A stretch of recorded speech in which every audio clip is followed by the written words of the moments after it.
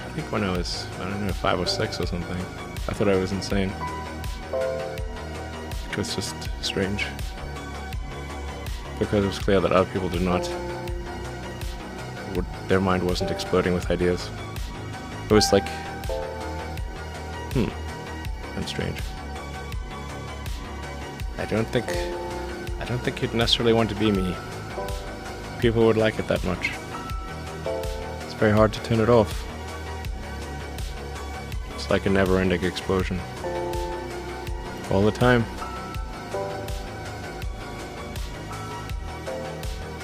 You've said that this has been the toughest year for you, the most sort of taxing year for you. Like, why? Well, I mean, Tesla really faced a severe threat of death due to the Model 3 production ramp. Essentially, the company was bleeding money like crazy, and just if we didn't solve these problems in a very short period of time, we would die. And it was extremely difficult to solve them. How close to death did you come? Within single-digit weeks. 22 hours a day? Like, how many hours? I was working, so 7 days a week, sleeping in the factory. I worked everywhere. I worked in the paint shop, general assembly, body shop. Do you ever worry about yourself imploding? Like, it's just too much? Absolutely. No one should put this many hours into work. This is not good. And people should not work this hard. They should not do this. This is very painful. Painful in what sense? It hurts my brain and my heart. It hurts. This is not recommended for anyone. I just did it because if I didn't do it, then Tesla, good chance Tesla would die. What was your biggest failure, and how did it change you? We almost did die at SpaceX, actually. So I budgeted for 3 flights. I mean, technically, I did have a plan where I had the money from PayPal. I had like about 180 million from PayPal. And I thought, I'll allocate half of that to SpaceX and Tesla and Solar City, and that should be fine. I'll have 90 million. Like, that's lots, But then what happened is things cost more and took longer than I thought. So I had a choice of either put the rest of the money in or the companies are going to die. And so I ended up putting all the money in and borrowing money for rent from friends. When we started Tesla, I thought maybe our chance of success was 10%. That's not a lot, considering you invested a lot of money in the company. Well, I mean, I can tell you my original plan was, I thought, okay, I had like $180 million from my portion of the sale of PayPal, and I thought, if I invest half of that in creating these companies, then I still have the other half, which will be fine. Yeah. But of course, that's not how it worked out. We used up all you invested 100 million, then still need more money, and then there was the big recession of 2008 and 9, and in the end I had to invest everything, and I was borrowing money from friends to pay the rent. You were on the edge of actually I didn't even own a house. Were you a little naive when you thought I can easily build an electric car and a rocket? I didn't think it would be easy. Like I said, I thought they would probably fail. But like creating a company is almost like having a child. So it's sort of like, how do you say your child should not have food? So once you have the company, you have to feed it and nurse it and take care of it, even if it ruins you. Yeah.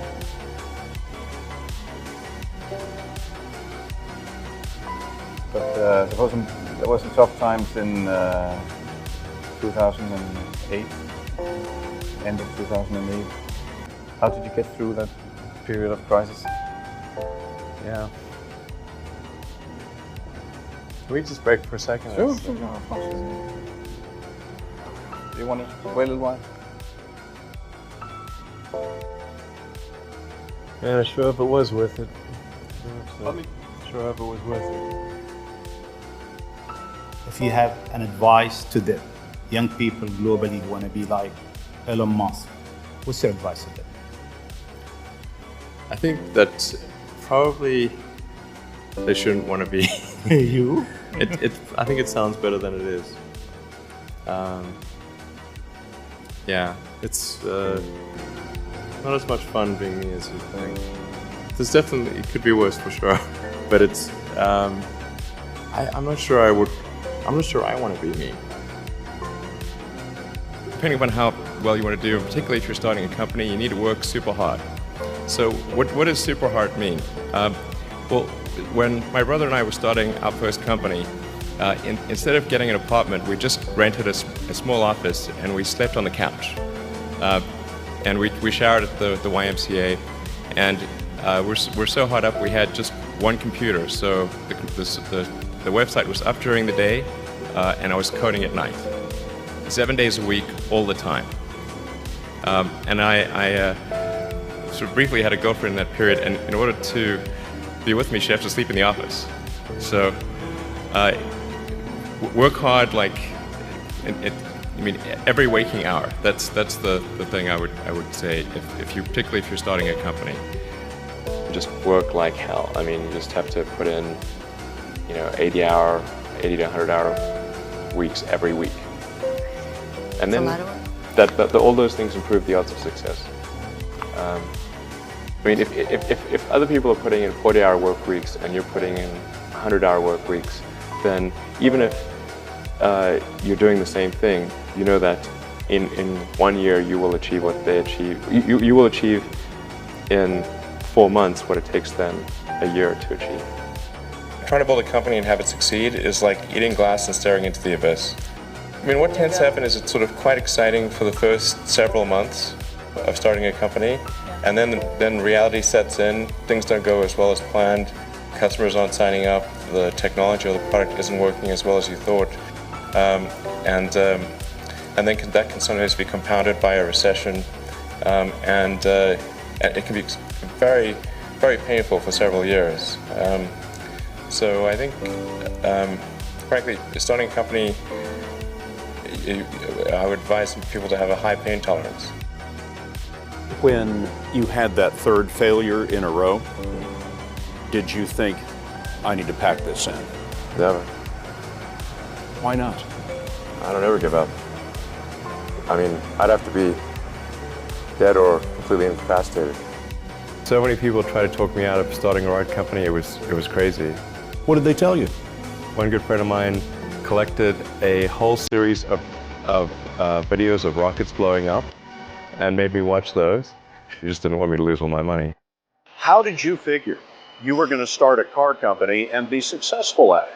Well, I didn't really think Tesla would be successful. I thought we would most likely fail. But I thought that we at least could address the false perception that people had that an electric car had to be ugly and slow and boring like a golf cart.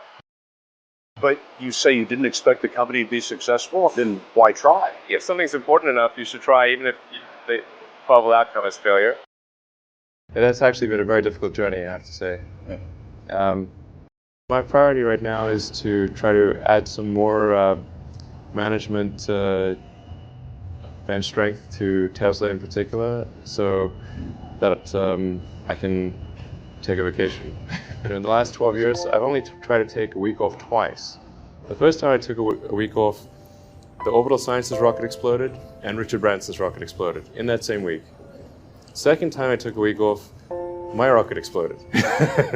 The lesson here is don't take a week off. You know, there are American heroes who don't like this idea. Neil Armstrong, Gene Cernan have both testified against commercial spaceflight and the way that you're developing it, and I wonder what you think of that. I was very sad to see that, because those guys are, those guys are heroes of mine, so it's really tough. I wish they would come and visit and see the hardware that we're doing here. And I think that would change their mind. They inspired you to do this, didn't they? Yes. And to see them casting stones in your direction. It's difficult. Did you expect them to cheer you on? So they're hoping they would. What are you trying to prove to them? what I'm trying to do is to make a significant difference in spaceflight and help make spaceflight accessible to almost anyone. Where does that come from, or how do you think about making a decision when everyone tells you this is a crazy idea? Or where do you get the internal strength to do that? Well, first of all, I'd say I actually think I feel fear quite strongly. So it's not as though I just have the absence of fear. I feel it quite strongly. But there are just times when something is important enough, you believe in it enough, that you do it in spite of fear. People should think, well, I feel fear about this, and therefore I shouldn't do it. It's normal to feel fear. Like there'd have to be something mentally wrong if you didn't feel fear. So I think that there's certain things that are necessary to ensure that the future is good. And some of those things are, in the long term, having long-term sustainable transport and sustainable energy generation. And to be a spacefaring civilization, and for humanity to be out there among the stars and be a multi-planetary species. I think being a multi-planet species and being out there among the stars is important for the long-term survival of humanity, and that's one reason, kind of like life insurance for life collectively, life as we know it. But then the part that I find personally most motivating is that it creates a sense of adventure, and it makes people excited about the future. If you consider two futures, one where we are forever confined to Earth until eventually something terrible happens, or another future where we are out there on many planets, maybe even going beyond the solar system, I think that second version is incredibly exciting and inspiring, and there need to be reasons to get up in the morning. There's a lot of terrible things that are happening all over the world, all the time. There are lots of problems that need to get solved. There's lots of things that are miserable and kind of get you down. But life cannot just be about solving one miserable problem after another. That can't be the only thing. There need to be things that inspire you, that make you glad to wake up in the morning and be part of humanity. That's why we did this.